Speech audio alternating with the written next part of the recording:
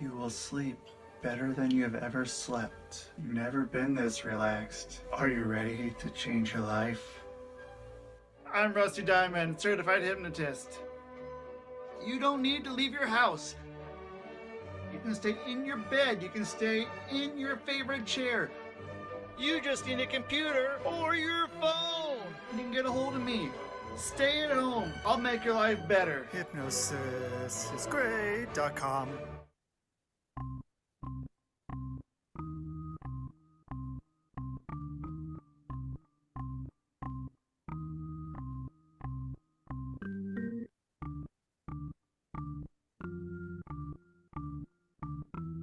It's Rusty Diamond, motherfucker.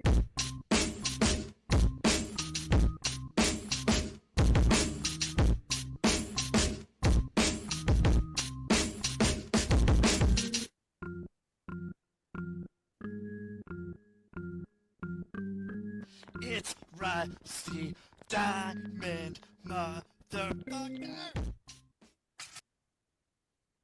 Yo, man.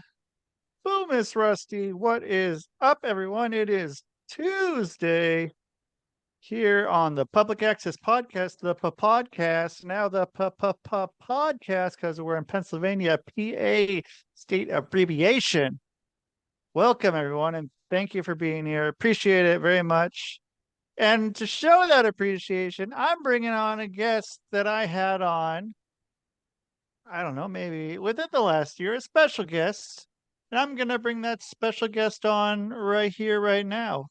And that special guest right here, right now is Nicki Van Ingen Schenau. Schenau. Schenau. Schenau. Schenau. I had it, and It's I'm really sorry. hard, I know. I'm gonna get it. Maybe next time I have you on, I'm gonna get it right better. For sure. So yeah, how's everything going with you today? You're in my time zone. Yeah, exactly. I'm in Colombia right now.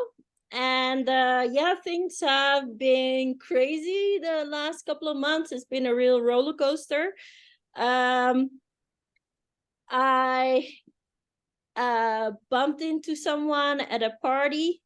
A friend of mine that I met in Tokyo, where I've lived for 10 years, messaged me out of the blue, and she said, ADA is coming to Amsterdam. ADA stands for Amsterdam Dance Event. I know a lot of DJs. I'm coming to Amsterdam. Would you mind if I crash at your place for a bit while I'm in Amsterdam for work and to go to ADA?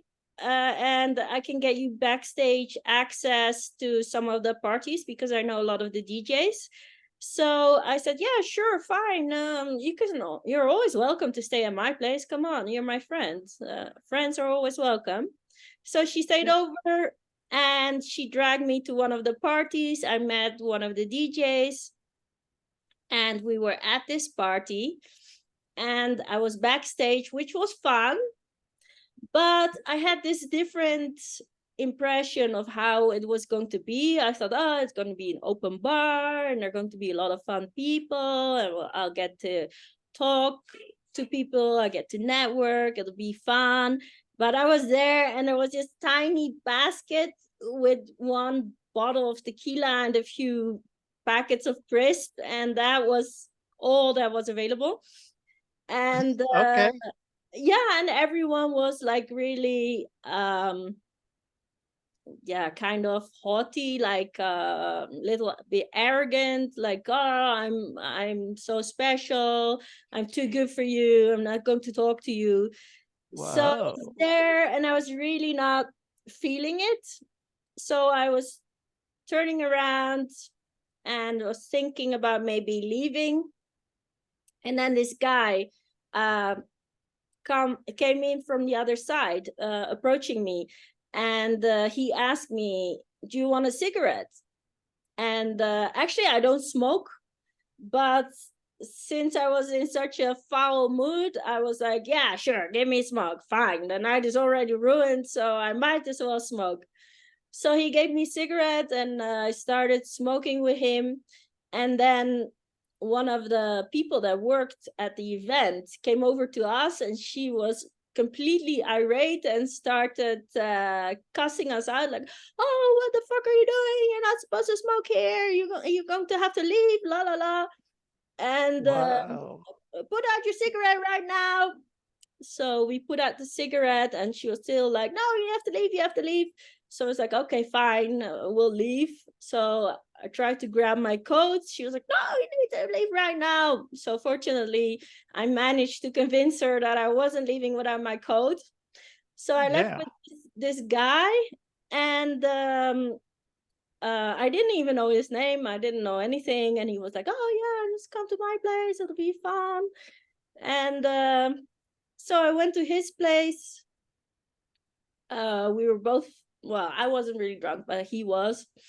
And so I crashed at his place, and I managed to wave goodbye to my friend, like, yeah, I'm leaving, bye. And I was supposed to meet her the next day for lunch, but I didn't really talk to her anymore after I left and went home with this guy. And the next morning, I was looking for my phone in my bag, trying to text her to see, oh, where are you now? Are we still up for lunch? What's happening? So I have two phones. I have a Japanese phone because I lived 10 years in Tokyo, and I have a Dutch phone because I now live in Amsterdam. So I put the Dutch phone aside and grabbed the Japanese phone, which I use most commonly to contact people. And I texted her like, oh, where are you? We're still on for lunch. What do you want to do? She's like, yeah. See you in half an hour. So I was like, oh my God, I need to rush out the door to make it at the restaurant in time. So I got my stuff. I called an Uber to get to the hotel where we initially met up to pick up the DJ. And when I was at the hotel trying to find my car, I wanted to grab my other phone, my Dutch phone, because I used that one for navigation. So I was rummaging through my bag, trying to find my Dutch phone. And I was like, oh my God, no. I left my Dutch phone at this guy's place. Fortunately, all right. I had his number. So with my Japanese phone, I texted him like, hey, I seem to have forgotten my phone at your place. Would it be possible to come and pick it up at whatever time is convenient for you? But he was sleeping, so he was not responding to my messages. So I thought, okay, forget about it. I'm just going to go for lunch with my friend and I'll see what happens. So we went to lunch. I was still wearing my going out clothes, which were kind of a bit too sexy for a Michelin star restaurant. And my hair was all over the place. So I looked like I was a working girl or something. But I was like, what the hell? Who cares? I don't know these people anyway. So we went for lunch. Good way to go. And then after lunch, we went home. I went to sleep. And the next day, I tried again to text this guy like, hey, how are you? I seem to have forgotten my phone at your place. Can I come and pick it up? And he texted back like, oh yeah, I have friends staying over, so probably not today, but maybe tomorrow or something you can come. And then I didn't manage to meet him to pick up my phone. So it was days and days and days. So we had the party on Thursday, and on Tuesday, I still didn't have my phone. So by that time, I was like livid. Why the fuck do I still not have my phone? So this is your phone in Amsterdam, your local phone. Yeah, my local phone. So it was Tuesday, and I thought, okay, I'll text him one more time. So I texted him, hey, I'm going to ask you one more time in a friendly way, can I please have my motherfucking phone?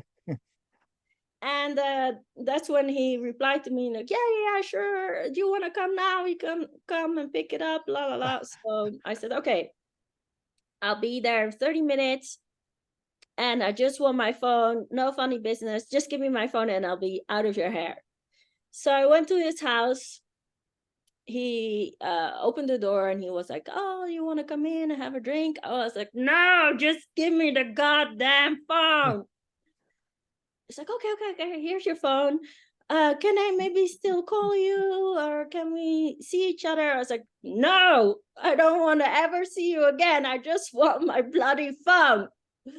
And he's like, okay. But can I maybe still text you or something? Like, no, just give me the damn phone and I just never want to see you again. So he's like, okay, fine. Here's your phone and I'm sorry that I couldn't give it to you earlier, blah, blah, blah. I said, okay, fine. So I got the phone. I went home, and when I was home, he sent me one last message and he asked me, is there any way I can make up for what happened with your phone? This is not who I am. I feel super bad about what happened and having to let you wait so long for your phone. And I really want to do something to make it up. And if you after that never want to see me again, that's fine, but at least let me make up for this blunder. So Okay. I gave it some thought, and I told him, okay, there's this really high class restaurant that I want to go to for dinner. It's a Japanese restaurant. It's always booked solid. So if you can manage to get a reservation for this restaurant, I'm willing to give you another try. So he came back to me and said, oh no, I cannot get a reservation for this one, but I have a wonderful alternative. It's also like a really high class restaurant. I'll take you there. I'll pay for everything. Would you accept that? So I was like begrudgingly, okay, fine, I'll go with you. So we went to this restaurant. We had a date. It was really fun. We talked all night. I ended up spending the whole weekend with him. Wow. And, All right.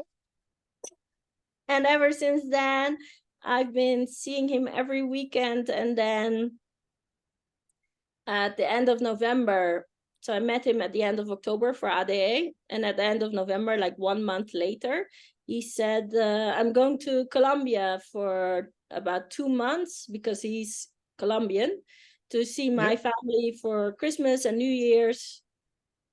If you want, you can come and see me while I'm there because I'm going to have some time off as well. But you will need to purchase your own ticket and make sure you get there by yourself. So I said, yeah, sure, fine, because I have my own company. Right. I organize guided tours in Japan, and December, January, February, that's the low season for us. So we don't get a lot of requests, and I usually don't have that much to do. Hang on, I'm just gonna take a sip. Okay. So you're down there. Are you like meeting his family for Christmas and stuff like that? Are you? Yeah, so I said, yeah, sure, fine. Give me my phone and I'll book a flight right now.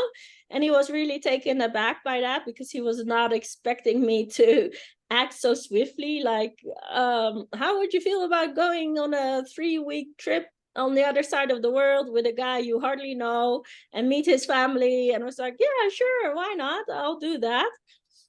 So he was quite surprised that I immediately started to book my flights. And he was like, oh, okay, so that's happening. I said, yeah, sure. If you ask me to do something, I'll do it. I mean, why not? What's the worst that can happen? Well, I mean, probably maybe something, but so it was, I mean, it was good.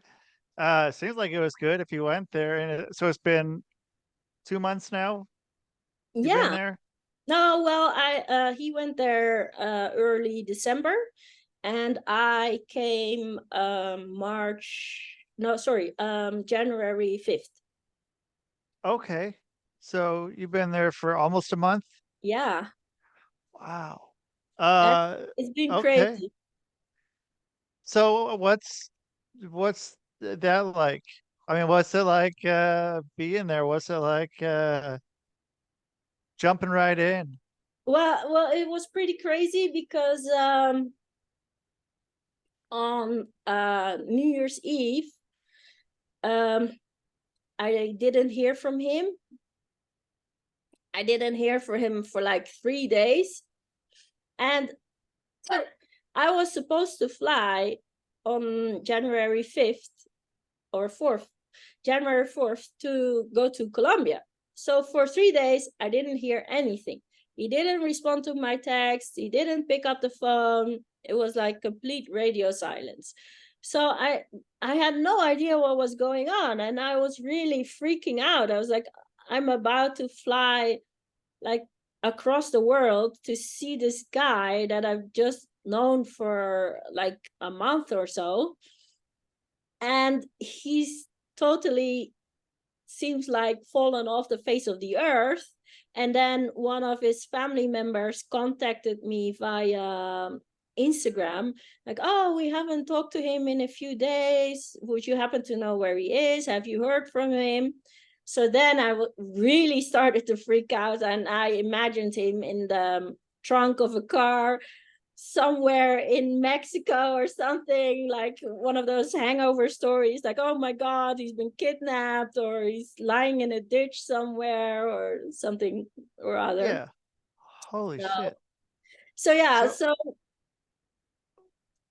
I flew over to Portugal and then Cartagena. So just in case, I booked a hotel for a few nights because I was like, I'm not even sure what's happening here. I might not even see him when I'm there, you know, like I'm going in completely blind. Yeah. And fortunately, I was able to talk to him in the end, and he was like, oh, I'm so sorry. I was just really wasn't feeling well. So my phone ran out of battery, and I was just sleeping for the past few days because I was feeling so sick. And I was like, yeah, but, you know, I didn't know what was going on. So, you know, a heads up would have been nice. Right. So it was like when you lost your phone, it was like sort of the same sort of deal. Yeah, kind of. Just okay. Except I guess you weren't flying to another country at that time. Mm-hmm. And so did you have to tell the customs people, like, so do you tell them that you're staying in the hotel then? Did they ask? Yeah, I mean, when I arrived in at the first airport in Portugal, I was able to talk to him, and everything was fine. And then, by the time I arrived, everything was okay, and we saw each other, and it was great. So cool. Okay. And ever since then, we just have been having a great time. We've traveled to, we went to parties in Cartagena, and we traveled to what was it, Saint Marta or something, a coastal area where there's a lot of kite surfers. And it's been really great, and I've met his family, and we've been having so much fun together. A little bit too much fun because last weekend I was supposed to fly back to Amsterdam. We ended up going to a party, and we partied a bit too hard. It turned out to be really late, and I missed my flight back to Amsterdam. So now I'm still in Colombia. Oh. But I mean, it feels really natural. Like I've known him all my life, and that's way cool. It's been really amazing. So what's going to happen when you go back? Or are you going to go back? Are you just like, I'm good now? Yeah, I'm definitely going back. I just need to see when. So probably in the next 2 weeks, I imagine. Okay. And then in March, I'm flying back to Tokyo. And when I'm in Tokyo, I'm going to work. So I'm going to help out my guides with the guided tours, because I offer guided tours in Tokyo and other cities around Japan. But it's been so crazy busy. I mean, last year was like crazy already with the number of bookings we received, but this year it's even worse. So we're being inundated with people trying to book us. So I just need to chip in and do my part and do the tours myself as well, because we simply don't have enough people to do it. So yeah, I'm just going to go back in 2 weeks, stay in Amsterdam for a bit, and then fly to Tokyo and stay there until the end of summer, do the tours, and then fly back to Amsterdam, and then I can finally relax a little bit again. But What are you going to do then when you can finally relax? yeah, so I take a breath. And I mean, I also write personalized guidebooks. And I am working on a story that's loosely based on my life from the time that I met my ex-husband, who happens to be Japanese, until me going back to Amsterdam. Because that's how I ended up in Japan in the first place. I was on a dating website. I was just thinking, oh, I'm just going to meet some guys for fun, just to talk for an hour, have some lunch, and then never see them again. And then I thought, oh, there's this profile of a Japanese guy, but it's completely in Dutch. And so he's not an expat, because otherwise his profile would be in English. So he must have a really interesting backstory, how he came to the Netherlands and how he's able to speak Dutch so well. So I didn't have any second thoughts like, I really like this guy, or think we might end up together, or anything like that. I just thought, oh, we're just going to meet, have lunch, talk about Japan, because I know absolutely nothing about Japan. I didn't initially find him very attractive either. I was just like, yeah, we'll just have lunch and then never see him again. And we ended up having lunch, and he was really into me. He really liked me, and he was like, oh, let's go out together. So after 2 days, he gave me the keys to his house, 2 dates. And he was like, yeah, you can come whenever you want. And after 2 months, he said to me, why don't you move in with me? I was 29 at the time. I was like, oh, time is ticking. He's really into me. I might not meet anyone in the immediate future that likes me the way he likes me. So maybe I should just go for it, because my mom was always that voice, like, you should find someone who likes you more than you like him, because if you like him more than he likes you, then it's not going to work out, and the guy will not want the same things you want. So I thought, oh, maybe I should just give it a try. And then after 5 years of living with him, he was like, oh, why don't we go to Japan for 2-3 years? And that's how I ended up in Japan. So, I mean, I guess I'm a bit of a spontaneous person who is up for something new. Me too. But at least it gave me the opportunity to start my own business, to start Tokyo Tours. And I now have 50 guides working for me.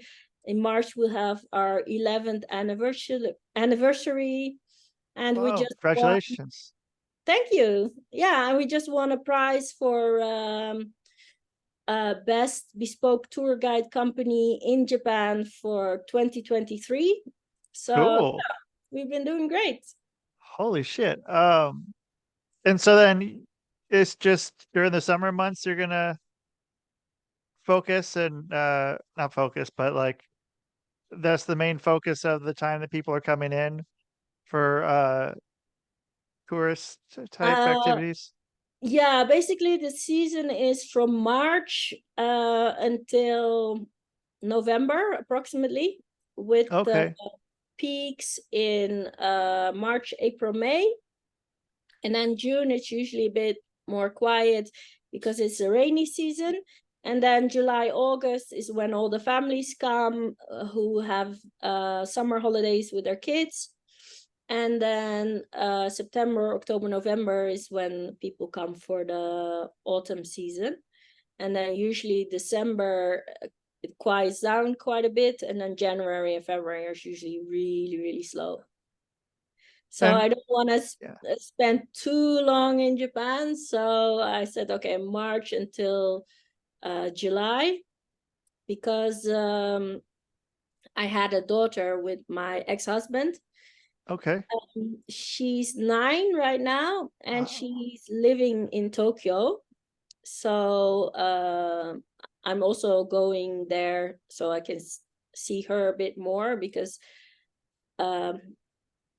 contacting her and checking in on how she's doing from Amsterdam is really hard with the time difference. I mean, we're in totally different time zones. We're thousands and thousands of miles apart. So that's another reason why I'm going to Tokyo, so I can spend some more time with her. And we're trying to figure out what to do because before this month is over, we need to decide, is she going to stay for another school year in Tokyo, or is she coming back to Amsterdam? My personal preference would be to get her back to Amsterdam. That's why I'm staying until July. So I'm thinking if she wants to go back with me, then during the summer break, she can fly back and she can live with me in Amsterdam. So that's another thing we're trying to figure out. Because, you know, Japan, I don't know if you know much about the culture, but Japan is really about rules, following the rules. You're not supposed to have your own opinion. You need to do what other people tell you to do.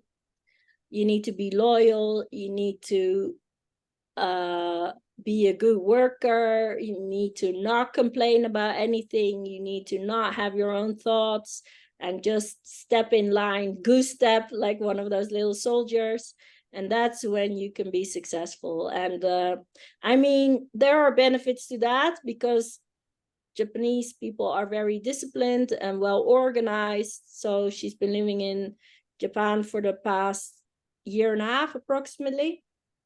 So it's been good for her to experience that type of discipline and that type of methodology, and to learn to be more responsible and to learn to follow the rules and be part of a community.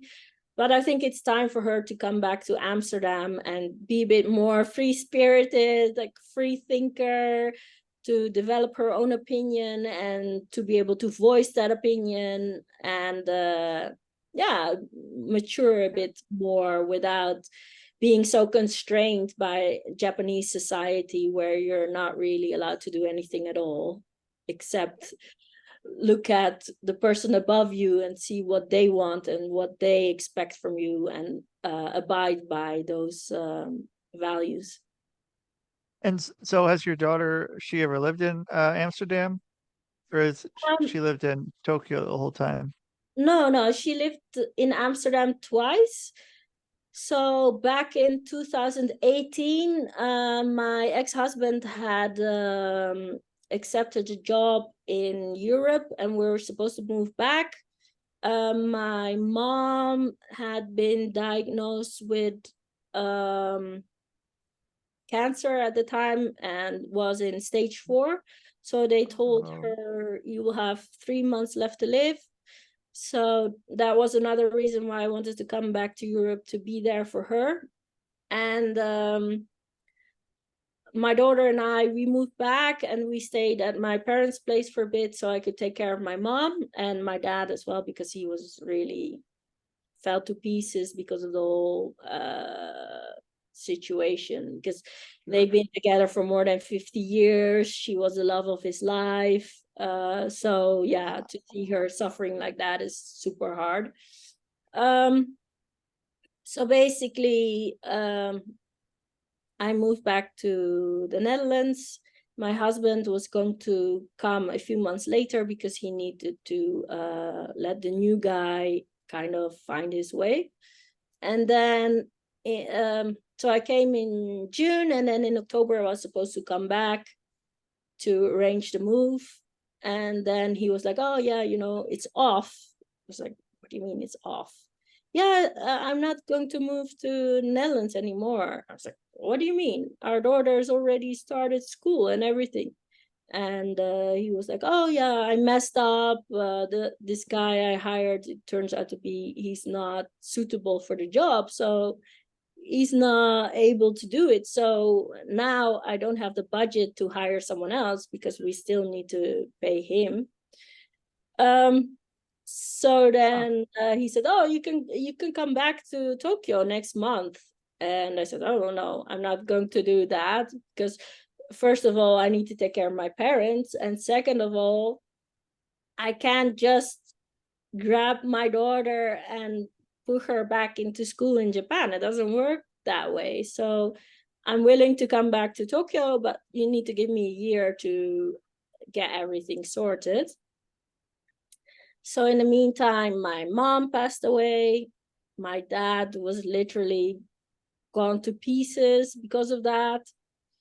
So I lived with him for 1 year, trying to take care of him, trying to rebuild his life, and trying to get him to accept the fact that he was going to continue as a single person.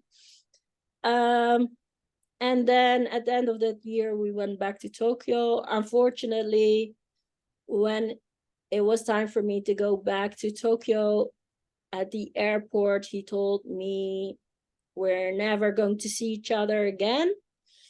And at that time, I thought he was just being melodramatic, like, oh, we've been together for a year. I'm so distraught over the fact that you're moving back. So I don't,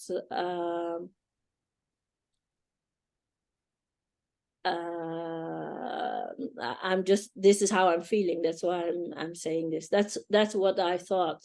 But it turned out he was right. So within 2 months of me going back to Tokyo, it turned out he passed away as well. So within 2 months, I was back in the Netherlands, arranging his funeral and clearing out his house and everything. But yeah, and then I was back in Tokyo in 2019 to pick up my life again after the failed move. And and then it was the end of 2019, and then COVID happened. So yeah, that was a nice surprise. It was supposed to be the best year ever because of the Olympics happening in Tokyo. Yeah. And go ahead. Yeah, it turned out to be the worst year ever. So my daughter lived in the Netherlands for 1 year together with me back in 2018. But she was really young. She was 3 when we arrived, and she was 4 when we left. So she doesn't really have any clear memories of that time. And then in 2020, halfway through 2020, I felt like, oh, I really don't want to live in Tokyo anymore. And my marriage wasn't going great. So that's when I told my husband, I just want to go move back to Amsterdam and get a divorce. So initially, my daughter went back with me to Amsterdam and lived with me.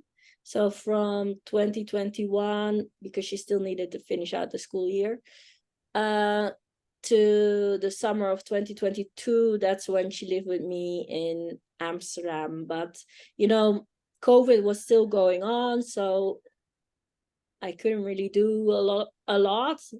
My business was completely gone to pieces because I focused mostly on foreign tourists coming to Japan wanting to do a guided tour with us. Right. So I didn't really have any opportunities. I didn't have any money. I basically had to start from scratch again. my ex-husband wasn't very supportive in terms of money. So financially, he wasn't really helping me much. He was like, yeah, I need you to be financially independent within 2 months because I'm not going to keep supporting you. So yeah, it Whoa. was a really stressful and difficult time. So yeah, of course, she picked up on that. She picked up on me not feeling great.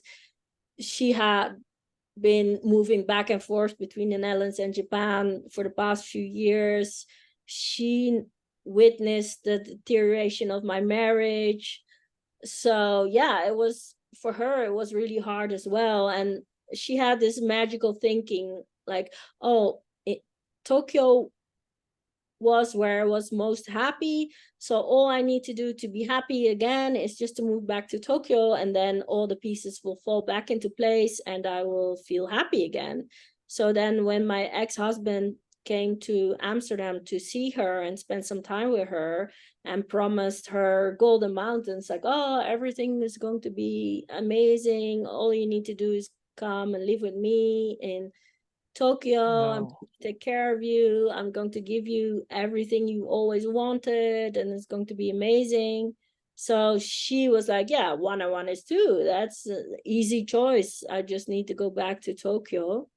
So that's when she decided to move back. And I was at the time like, maybe it's a good decision. Maybe I need some time for myself to rebuild my life and to figure out who I am, because my parents had just passed away. My business was basically bankrupt. So I was in a kind of identity crisis myself. Like, who am I? I'm no longer a daughter. I'm no longer a wife. I'm no longer a business owner. So I was feeling really bad. So I thought, yeah, maybe it's good if she spends some time away from me with someone who's a bit more stable and better able to take care of her than I am able to. So I let her go, thinking if at any point she wants to come back, the door is always open and I'll try to make it work. So basically that's where we're at right now. She's kind of figuring things out where she wants to live, because there's no perfect solution for her. If she's in Amsterdam, she's going to miss her dad, she's going to miss her friends, she's going to miss the life she had there.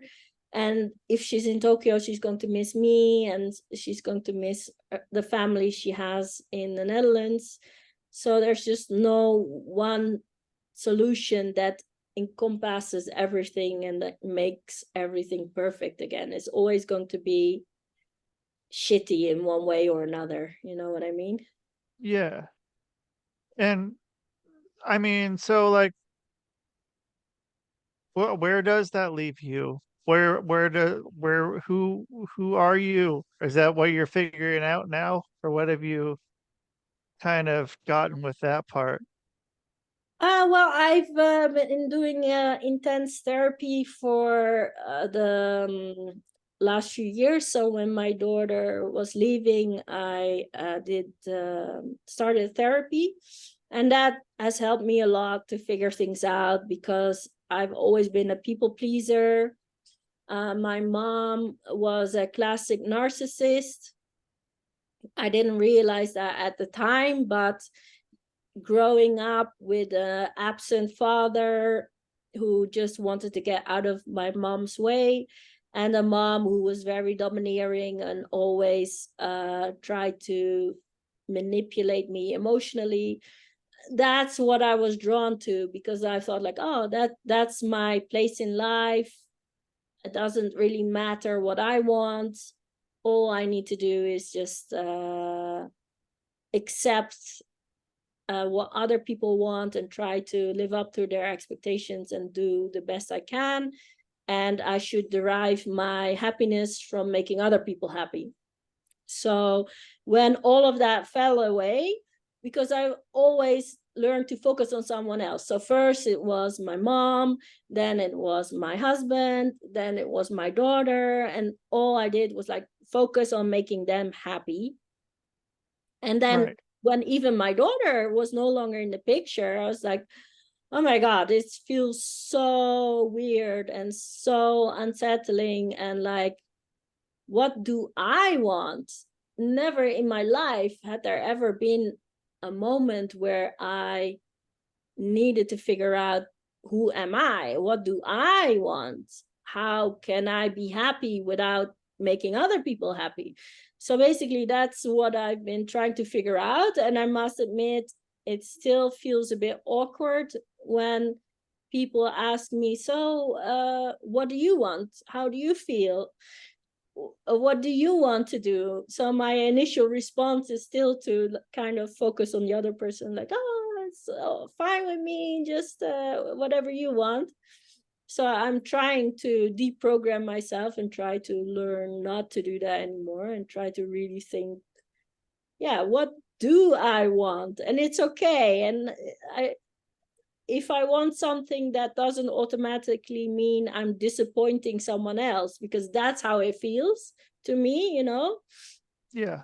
If I claim any space for myself, or if I claim anything for me, or if I even voice my own thoughts or own feelings, it feels like I'm disappointing other people, and that feels like I'm not entitled to do that. So it's still a bit like unheimlich, how they say in German, a bit awkward to do that. But I'm trying to do it more and more. I'm trying to voice my opinion more and more. Unfortunately, the guy that I've met, the Colombian guy, he's very much supportive of me, and he's a good judge of character. And he immediately can see in my face, like, you're not really doing this because you want this. I can see it in your face. Admit it. And I'm like, I guess you're right. And then he's like, come on, you need to be honest. What is it that you truly want? So he is really helping me to get to a place where I feel comfortable doing that. So that has been also extremely helpful. But yeah, I'm trying to figure out who I am. I'm more comfortable being who I am, and being in myself, so to speak, if that makes sense. Yeah. Being my own person without projecting everything onto someone else, because that's what I've always been doing, and I'm trying to not do that, which is really, really hard. But yeah, I'm trying to live my own life finally. So how did that feel then, kind of finding out these things?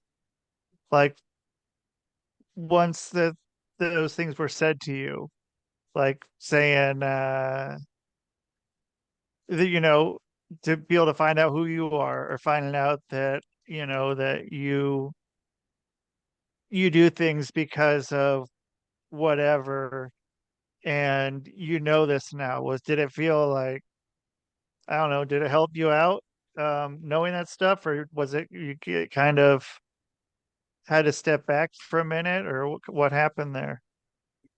Well, I mean, the first step is to realize what you're doing and to recognize your behavior. And once you've done that, you can slowly start to build on to trying something new. But having lived this life and having been responding in this way in these type of situations for all my life, it's super hard to try to do something new. So at first it's super frustrating, because what you're doing is quote unquote wrong, or at least it's no longer serving you, or it's no longer a type of behavior you want to act out. But you don't yet have the tools to do anything else. So every time I got into this situation and I could recognize what was going on, and I could see that I was falling back into the old pattern and doing all the things that I always done before, but unable to escape from it and unable to try something new. So that was a really, really frustrating time for me. Like, I see what I'm doing. I don't want to do it, but I'm doing it because I don't know what else to do. And it just doesn't feel safe to try something else. But you are trying something else, though. Yeah, exactly. You are trying Mhm. to do something else, which Yeah, is so doing something. Go. yeah, Sorry. so slowly, with therapy, I learned how to deal with intrusive thoughts, and to learn to no longer self-sabotage, and to challenge my own thoughts. Like any thought that starts with always, never, can't, those are intrusive thoughts. So those are objectively not quote unquote real. So if you have thoughts like, I'll never be able to do that, I'm a bad person, I can't possibly, then you need to challenge yourself and ask yourself things like, if one of my best friends would say this, how would I respond? Would I agree with them? Like, yeah, you are a shitty person. Or actually, I agree with you that you'll never be able to do this. Or I agree with you that it's always going to be this way. So by thinking these thoughts, you can challenge yourself, and you could think like, no, actually, that's wrong. I'm not this type of person. I'm not unable to do these things. I'm not always going to respond in this way. So, and then the next step is to try to make a list of things that you can do instead. So when I'm having these thoughts, what can I think instead to try and snap me out of it? So everyone is different, so everyone responds in a different way. So what works for me doesn't necessarily have to work for other people. But yeah, what works for me is to just go for a walk, clear my mind, try to make sense of the situation, and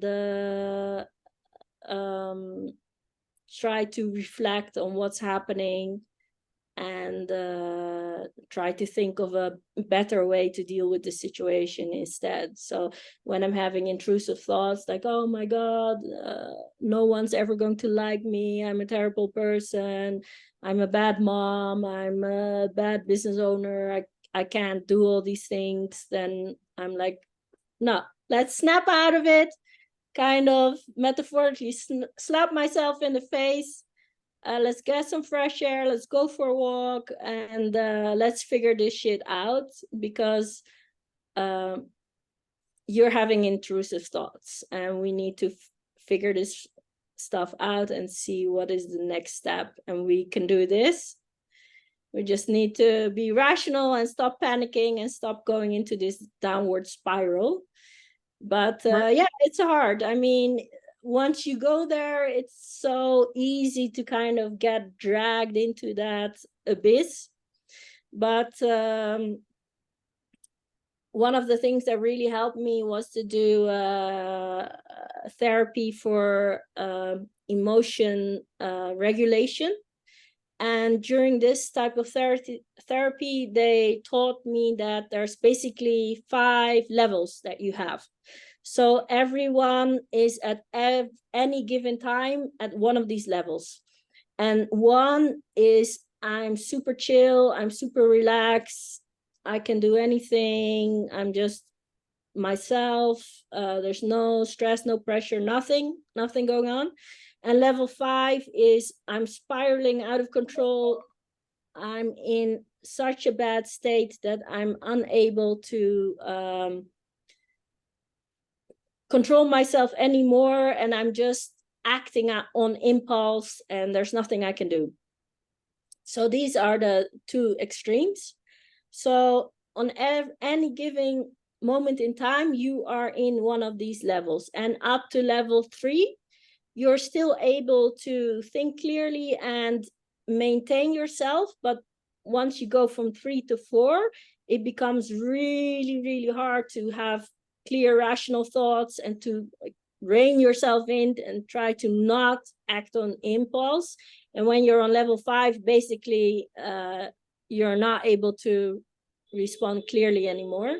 And that's when you're just left to your emotions. And So you're also not able to take anything in.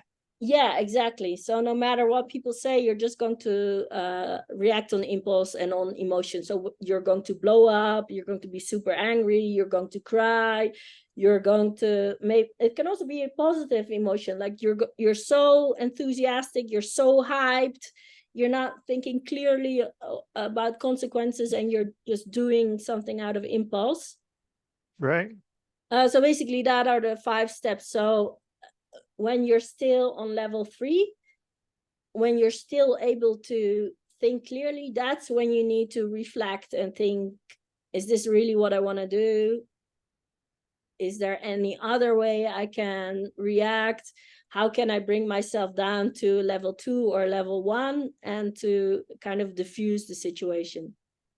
So let's say you're at level 4 or level 5, and you know that taking a walk is good for you, and someone else suggests to you you should go take a walk. Mm-hmm. Do you think that would piss you off, or do you think that would be a good thing? Yeah, if you are on level 4 or 5, you're basically not able to take anything in anymore.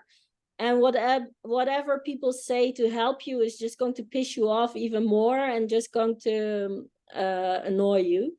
So Like, you should try to not let it get to level 4 or 5. So when you're at level 3, you need to take out your tools, your toolbox, and yeah, try to figure out, how am I feeling? What's going to work in this situation? Do I need to take a cold shower? Do I need to take a walk? Do I need to turn on some music to bring me down? Do I need to do something creatively? Do I need to write some stuff down? Do I need to call a friend?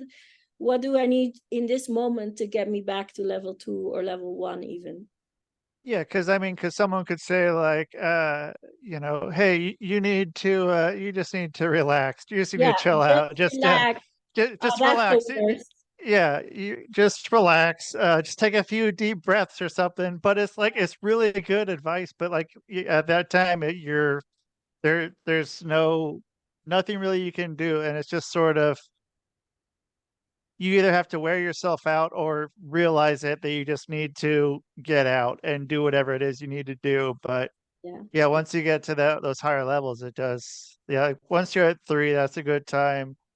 So, like, what are some things at level 3 kind of to be looking out for, so you don't get up to level 4 or 5? Well, when you Is it are at level 3, you start to feel the anxiety building up, and maybe you'll start to have intrusive thoughts. And that's when you need to realize, I'm not my thoughts. And that's when you need to challenge those thoughts and see, is it really true what I'm thinking right now? So like, I have terrible imposter syndrome. I think anything I do is either mediocre at best, or if someone gives me a compliment, then obviously they're a bad judge of character and a bad judge of whatever it is they're complimenting, or they're just saying something because they think that's what I want to hear. So when I start having those thoughts, for instance, I need to challenge myself and need to think, is there any other alternative suggestion for what you're thinking right now? Could it be that this person is really genuine and thinks that whatever it is you've been doing is really fucking great? I mean, you are looking at it from your perspective, and maybe they have a different level of greatness, or they have different qualities and they really admire what you do because they're not able to do what you do. So try to challenge your thoughts, like, can I look at it from a different perspective? Can I look at it in a different way? And I mean, this is of course super hard, because this going from one thought to the next is like split second, and it's so ingrained in your personality and it's so ingrained in your normal way of doing things that it's really hard to rein yourself in before that happens and say, no, this is not what I want to do. Let's try and do something different. Yeah. And so, I mean, yeah, has that helped out then quite a bit? Or have you, I mean, if you still, I don't know.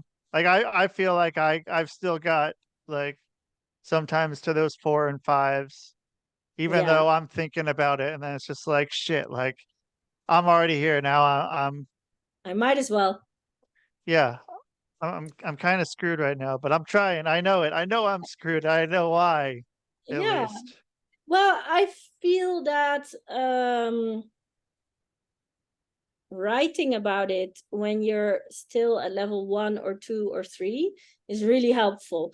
So if you are at level 1 or 2, to imagine yourself being at level 4 or 5, and to kind of brainstorm for yourself, like, what can I do when I'm having these intrusive thoughts? Because a lot of the intrusive thoughts that you have are reoccurring. So usually you have like a couple, like around 5 or so, that keep coming back in different situations.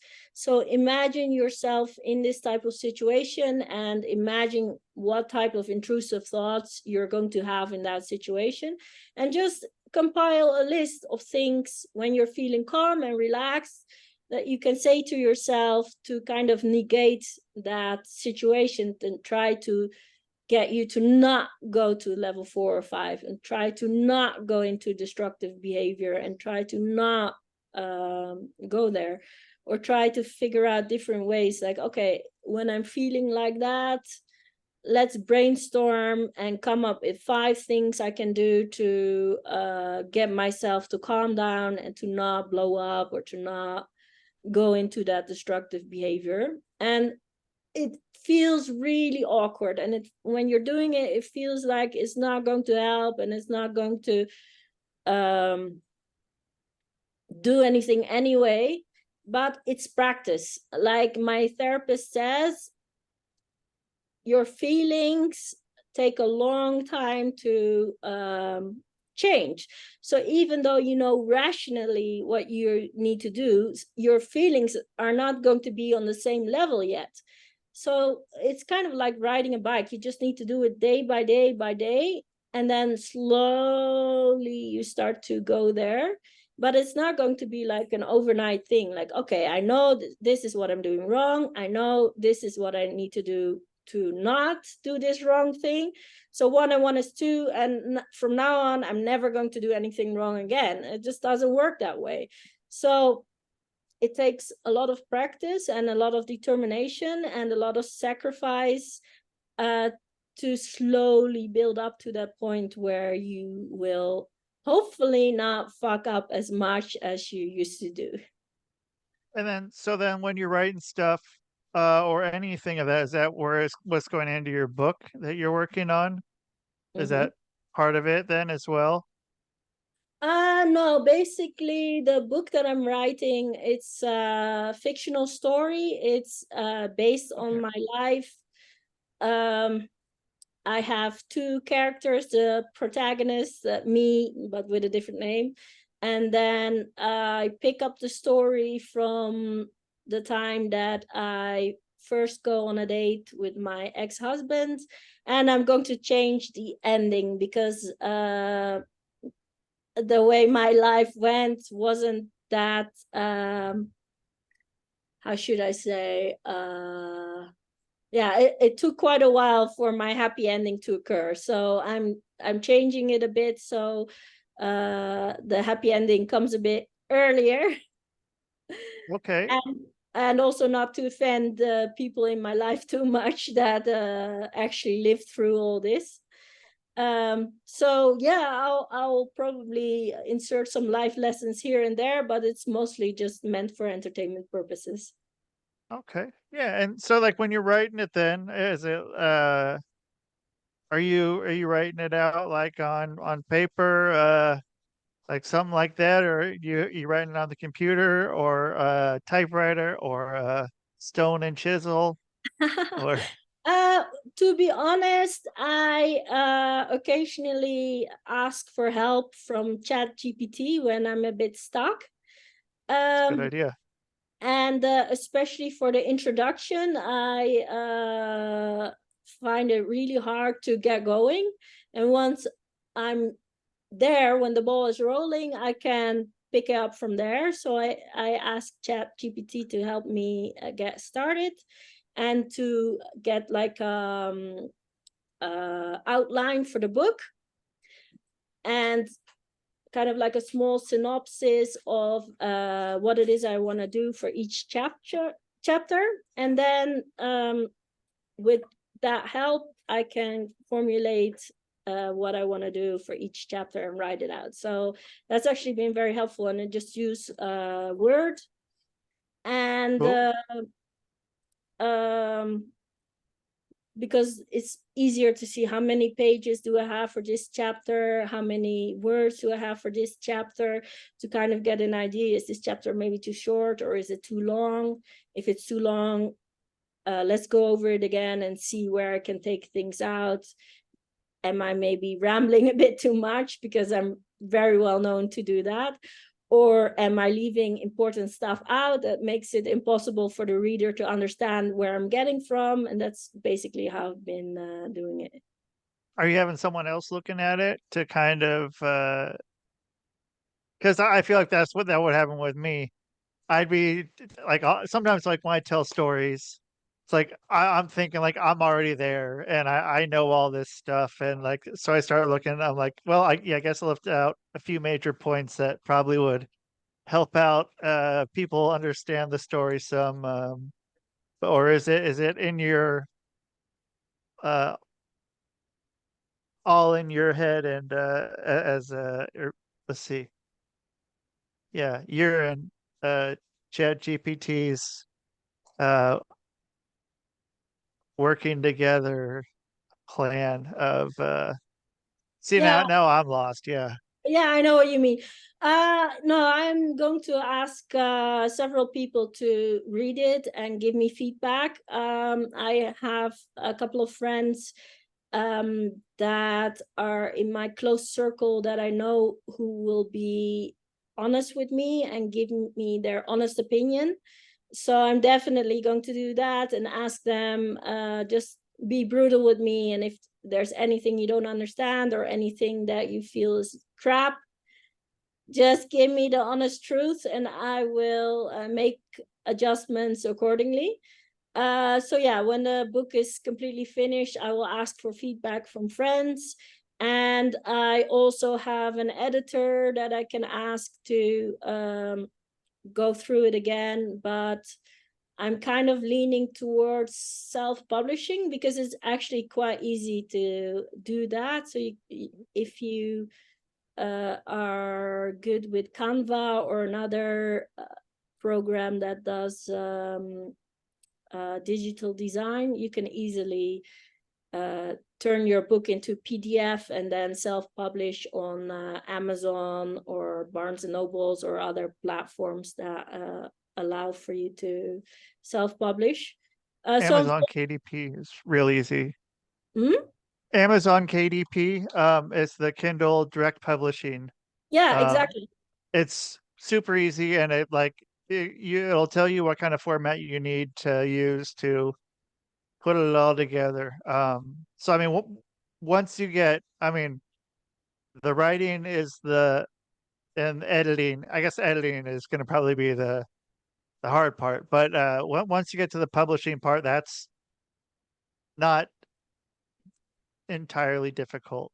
No, Um, exactly, because as which a is first time author, I already know that if you want to go through a publishing house, they're going to offer you crap because you're not a well-established name. And even if you write the most amazing story, they're still going to be very careful with how much time and effort and marketing and money they're going to throw your way. Yeah.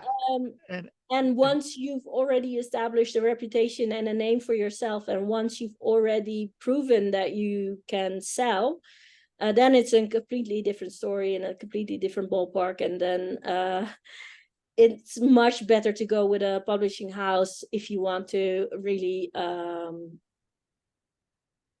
bring out like a book in a book and mortar type place. So like if you want yeah. your do a book tour and everything, then it's better to go with a publisher. But you first need to build on your name and your recognition and establish yourself before you can do that, in my opinion, at least, because otherwise even if it turns out you're selling great, then the publisher is going to take all the money and all the credit, and you're going to be left with nothing. So that's the way I plan on moving forward. And it's print on demand also with Amazon. So I mean, you're not stuck if with a bunch of books maybe in your place, like sitting around, like you have like boxes and boxes of your book um until it sells. If with it being print on demand, someone just orders it, Amazon puts it, and you don't even see it. I mean, which is a cool thing right now. So um yeah, I hope that gets going and gets out there Yeah, into the exactly. world.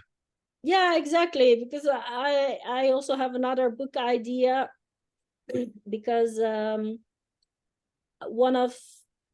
I met a new friend 2 years ago, a girl, and she lived in Shanghai for 10 years.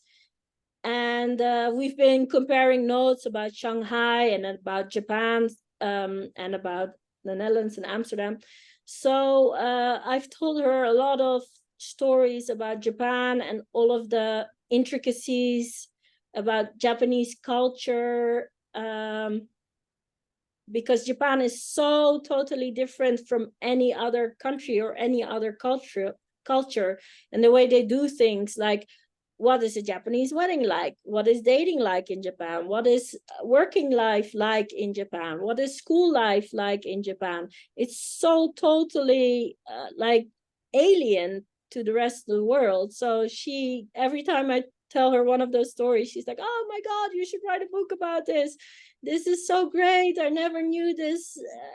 The way you tell things is so incredibly interesting. So definitely that's the new book I want to publish after I publish this novel, to mostly just write about Japan and all the intricacies and all the life experiences I've had there, but more from a cultural aspect rather than romantic fictional story. All right. And yeah, so then where can people find you, your work, anything of that sort? Yeah, well, if they're interested in learning more about the book, they should follow my personal Instagram account. That's Nicki, Nicki _Amsterdam. Because that's where I publish everything about my private life, what I've been doing. And then I have my business account at Tokyo Tours. That's TOKIO and then Tours, TOURS. So that's my business Instagram account. You can follow me under the same name on Facebook. So Nicki Van Ingen Schenau on Facebook, or at Tokyo Tours on Facebook. I'm on TikTok, but only on my business account, Tokyo Tours. And what else? Yeah, of course, my websites. I have TokyoTours.nl or TokyoTours.com if people want to book a tour with us. And if they have any travel related questions, or if they're interested in a personalized guidebook, I help people with that. I help people with itineraries. I write itineraries. I do travel consulting, so I help people figure out what hotels to stay, how to plan their trip, what to do once they're there, that kind of thing. So yeah, please DM me, email me, hit me up, and I'm happy to help. Excellent. Well, all right, Nikki, thank you so much for being on again. And yeah, I'll get you back hopefully sooner than last, I think it was a year or so, somewhere in there. Yeah, that's Get, great. excellent. Yeah, yeah, we'll do that then. Cool. Well, yeah, thank you very much. And go enjoy Colombia because Yeah. why not? Yeah, Yeah, you're it's welcome. been amazing. I can really recommend it to everyone.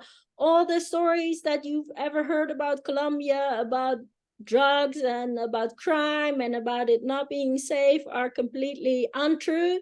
Colombia is super safe. The people are incredibly friendly, incredibly warm and open and helpful. So just use your common sense. Don't do anything that you wouldn't do in your own home city, and you're completely safe, and you're going to have the most amazing experience ever. Cool. All right. So next you can be a ambassador to Colombia or something, Yeah, maybe the next part of your life. yeah, for sure. Who knows? Cool. All right. Well, have a great day. We'll talk soon. Thank you. Bye You're bye. welcome. Bye. All right. So that's Nicki Van Ingen Schenau. Ingen Schenau. I said it well earlier, so I'm going to try to again. So, Van Ingen Schenau. That's it. That's her. TokyoTours.com. Tokyo with an I, Tokio.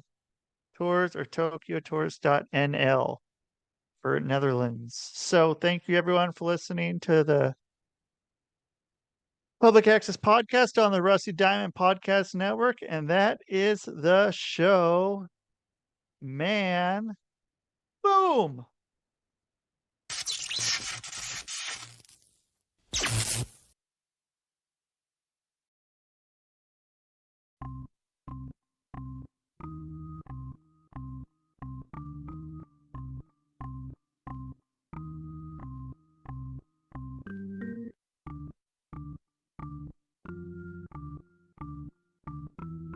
It's Rusty Diamond, motherfucker.